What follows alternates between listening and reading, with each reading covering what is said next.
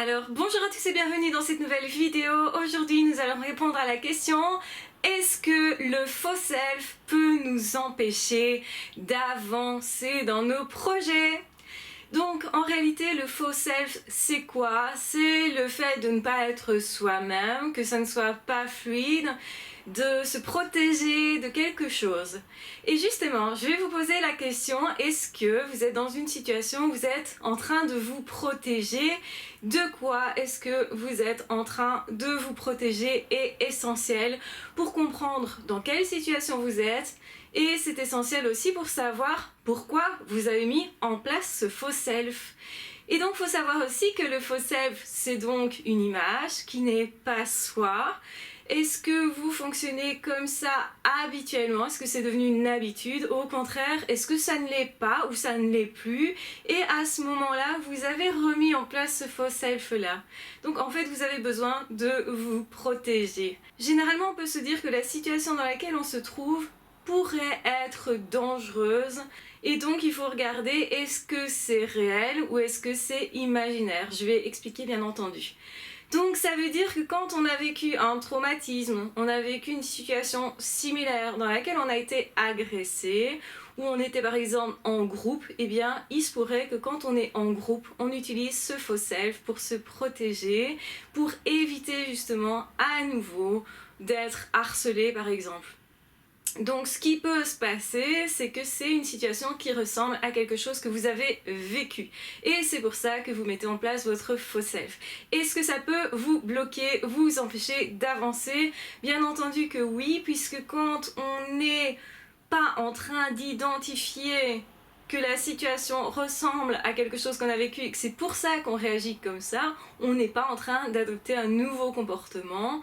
Donc on n'est pas dans une situation qui est fluide. Par contre, si on est dans une situation où il y a vraiment un danger, où c'est nécessaire de se protéger, où le faux self en fait va nous permettre de ne pas subir certains harcèlements, humiliations, etc., eh bien dans ce cas-là, ça pourrait être considéré comme adapté. Donc c'est la situation qui ne nous convient pas ou les personnes qui ne nous conviennent pas, et peut-être qu'à ce niveau-là, pour évoluer, il faudrait plutôt changer de situation, changer de personne. Donc il faut regarder qu'est-ce qui est sain, qu'est-ce qui ne l'est pas. Est-ce que c'est moi qui me suradapte par rapport à mon vécu, par rapport à mon passé? Dans quel cas il faut l'identifier et éventuellement aller débloquer cette situation-là en faisant autrement, en inventant une autre manière de faire et donc d'être aussi quelque part pour pouvoir laisser passer qui l'on est. Parce qu'effectivement, quand on a envie par exemple de rentrer en relation avec certaines personnes, mais qu'on se l'empêche parce que justement il y a des traumatismes, on se bloque en fait, comme c'est une situation qui est bloquée, forcément qu'on va procrastiner, qu'on ne va pas avancer dans la situation et même qu'on peut louper des relations comme ça. Donc le problème du faux self n'est pas toujours un problème. En réalité, on peut utiliser le faux self dans certaines situations professionnelles parce que, par exemple, on n'a pas envie de montrer vraiment notre personnalité et de se mettre tout à fait à nu. On peut aussi utiliser un faux self qui soit pas si loin que ça de nous, qu'on utilise dans certaines situations, quand on est dans des administrations, quand on est dans des situations où ça ne nous demande pas de rentrer vraiment en relation, où on n'a peut-être pas intérêt à le faire non plus, ou peut-être justement on a déjà vécu plein de choses intenses et on a besoin un peu de se réfugier dans notre bulle, de se protéger autrement dit, et que quelque part le milieu dans lequel on se trouve n'est pas un milieu qui va nous permettre de créer des relations. Dans ce cas-là, on utilise un faux self, on utilise la politesse, on utilise les apparences, on va un peu se fondre dans la masse pour passer justement inaperçu, parce que si on met vraiment en avant notre personnalité, c'est peut-être pas l'endroit, pas le lieu pour faire ça, et en réalité ça nous apporterait peut-être plus de problèmes et ça nous empêcherait en fait de passer un moment agréable. On a peut-être envie à certains moments d'être incognito dans des lieux où vous n'avez pas envie d'être vous, tout simplement.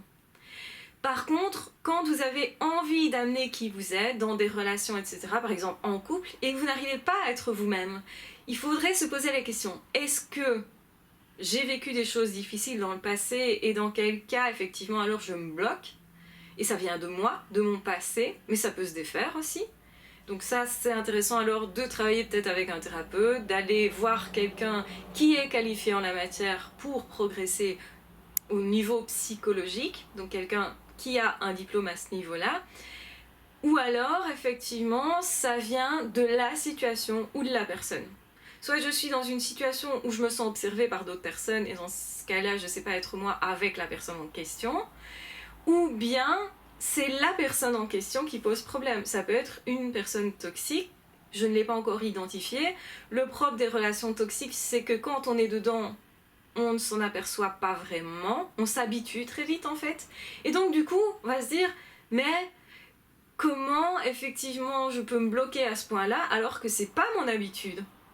Et là justement, ça devrait vous mettre la puce à l'oreille, en tout cas vous poser question et vous dire ok, je m'arrête, qu'est-ce qui se passe dans cette situation, pourquoi je fais ça, pourquoi moi tout d'un coup je me sens stressée. C'est pas toujours nous qui posons problème, parce que le surdoué il a tendance à se dire ben c'est moi qui ai un problème, c'est moi qui me bloque. D'ailleurs dans le passé j'ai pas toujours eu des relations très fluides, effectivement c'est souvent un parcours atypique, etc. à ce niveau-là, donc on se sent différent des autres, peut-être moins adapté, moins apte, on va dire, et donc du coup, on va essayer absolument que ça fonctionne, sauf que la personne avec qui on essaye que ça fonctionne, eh bien c'est une personne toxique, donc forcément, ça fonctionnera pas. Et donc, regardez un petit peu dans quelle situation je me trouve quand j'utilise le faux self. Est-ce que ce faux self m'empêche vraiment d'avancer ou pas? Parfois le faux self va m'aider, va être un outil, et c'est important aussi de l'avoir dans sa vie.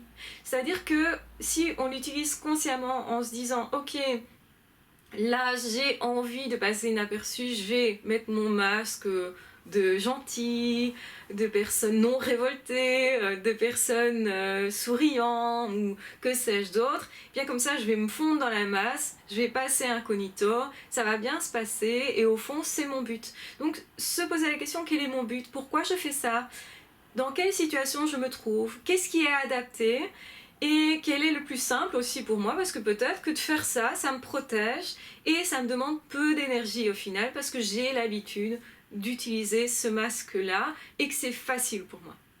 Et c'est tout à fait possible parce que plus on a utilisé une technique et plus elle est devenue facile. Et le faux self en fait partie. C'est un masque et ça peut être un outil. Donc ne pas se dire que si j'utilise le faux self, c'est d'office mauvais. Ça c'est important.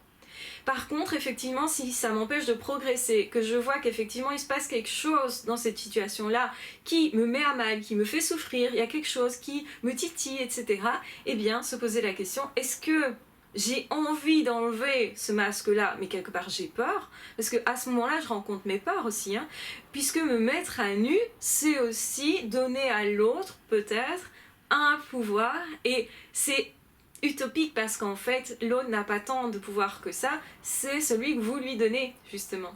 Donc se mettre à nu quand on sait qui l'on est et peu importe ce qui se passe, on peut aussi se dire moi je sais que je suis une personne chouette, si l'autre ne me perçoit pas comme ça, eh bien ça vient de l'autre aussi, ça vient de la situation peut-être, mais je ne me remets pas en question. Ça c'est quand je suis bien avec moi, du coup je suis plus facilement apte à retirer justement le masque, le faux self, etc. et apte à recevoir éventuellement les agressivités ou justement ce que l'autre perçoit de moi qui est moins sympa. Parce que moi je suis à l'aise avec ça.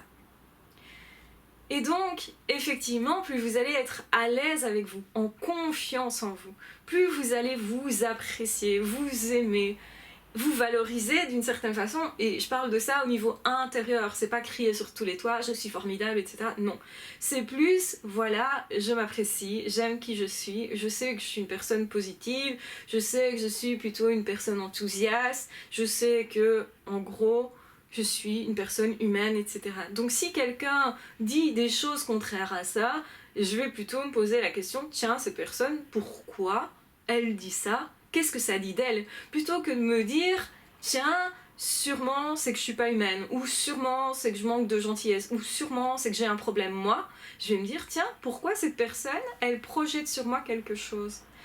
Donc je vais moins me remettre en question, ça veut pas dire que je vais pas remettre en question mon positionnement, mon comportement, ou comment je peux faire, je vais peut-être trouver des stratégies, mais sans moi me blesser à l'intérieur, sans blesser ce que je représente, ce que je me dis de moi en fait.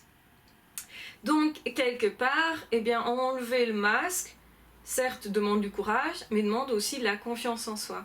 Et cette confiance en soi, on ne l'a pas toujours, et parfois c'est ça qui bloque. C'est ça qui empêche d'avancer dans des relations, de se faire de réels amis, d'avoir aussi un amour dans sa vie. Ça pourrait tout à fait bloquer aussi au niveau professionnel parce que, par exemple, je voudrais parler de mes passions, de qui je suis profondément, pour faire vibrer l'autre, pour avoir le poste en question, mais je n'ose pas.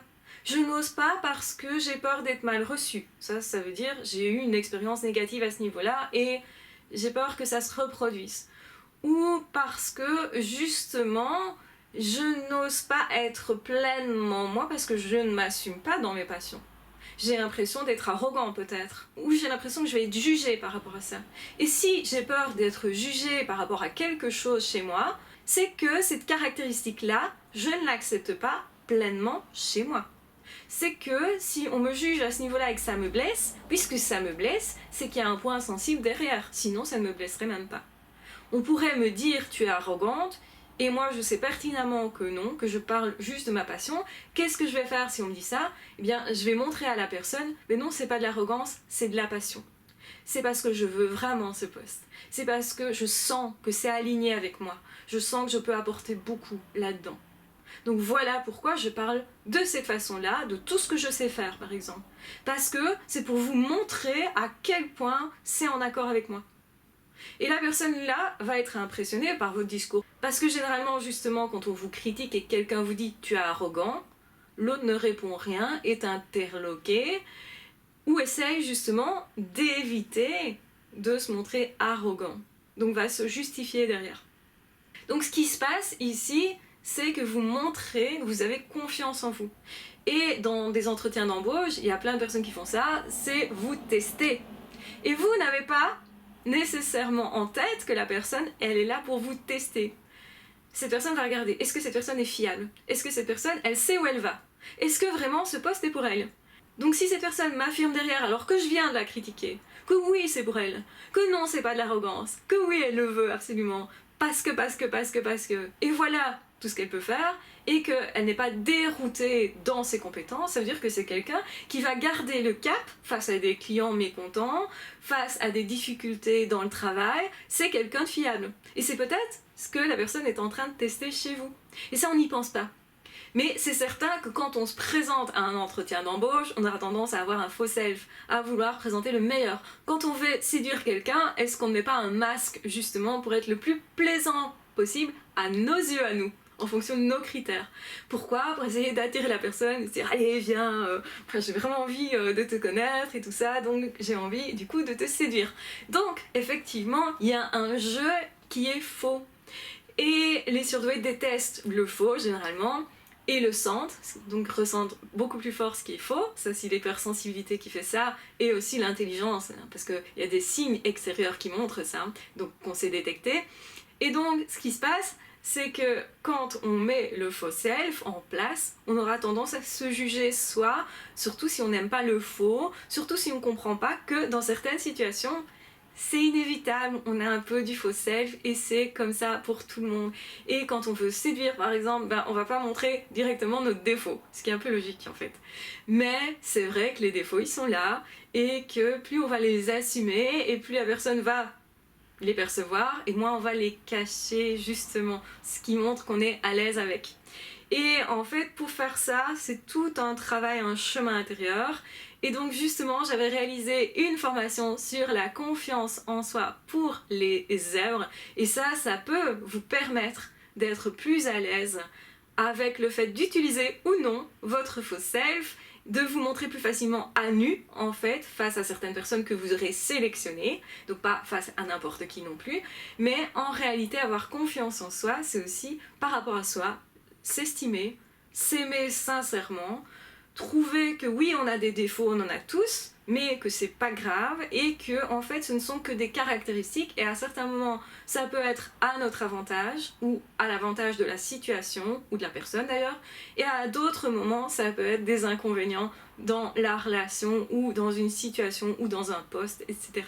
Donc le faux self n'est pas négatif forcément. Le faux self est intéressant, c'est un outil aussi que vous avez. C'est une capacité d'adaptation qui est exceptionnelle, qui vous permet aussi de bien présenter, de parfois séduire, de parfois justement avoir l'aptitude à l'accueil des autres. Donc c'est intéressant aussi. C'est pas parce que vous mettez un masque que ce masque d'office est malsain. Ça c'est bien quelque chose qu'il faut comprendre. Ça devient malsain quand ça vous bloque vous pour créer des relations, pour créer du vrai. Quand vraiment vous ne savez plus quitter le faux self et que derrière vous ne savez pas qui vous êtes.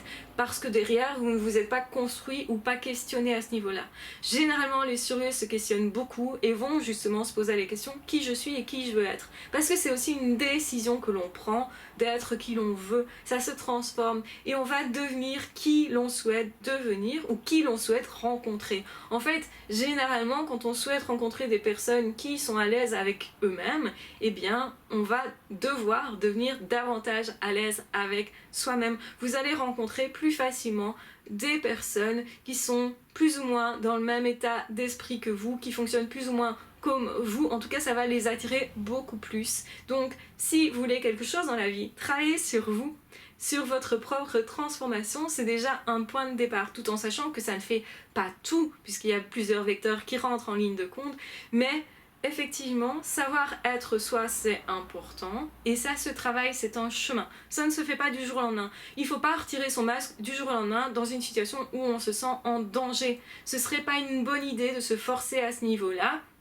parce que ça va activer vos peurs, vous allez rencontrer beaucoup plus justement vos angoisses, et plus on va vite justement dans une progression, et plus du coup on va avoir du mal, donc on va ressentir justement la difficulté que c'est de se transformer, de se changer. Je vous recommande plutôt de faire ça par petites touches, d'être cool avec vous, d'être toujours accueillant avec vous, et plus vous serez comme ça, et plus vous allez voir que ça va s'ouvrir au niveau de votre chemin, que vous allez moins rester bloqué dans certaines situations, vous allez mieux comprendre les choses et avancer. Dans tous les cas, n'oubliez jamais que vous êtes là pour apprendre les choses, que vous avez droit aux erreurs, parce que souvent le problème c'est que la personne en question ne s'autorise aucune erreur et c'est pour ça qu'on met un masque, c'est pour justement cacher nos défauts, nos erreurs, nos manquements, alors qu'en fait c'est ça qui nous permet d'apprendre, d'évoluer, de progresser et d'être simplement des humains. Et on a envie de rencontrer des humains dans la vie. Donc je vous mets en barre d'infos la formation Confiance en soi Zèbre qui pourrait vous intéresser. Je vous embrasse bien fort, je vous aime très fort, surtout prenez bien soin de vous. Si vous le souhaitez, vous pouvez aussi vous abonner à la chaîne, n'hésitez pas à commenter la vidéo, à me poser d'autres questions, si vous avez envie de rebondir, si vous avez envie que je refasse d'autres vidéos sur ce thème-là avec vos questions, n'hésitez surtout pas, mentionnez-le. Je vous embrasse bien fort, je vous aime très fort, prenez bien soin de vous et de toute façon on se retrouve très vite dans d'autres audios ou dans d'autres vidéos. Ah, ciao, bye bye!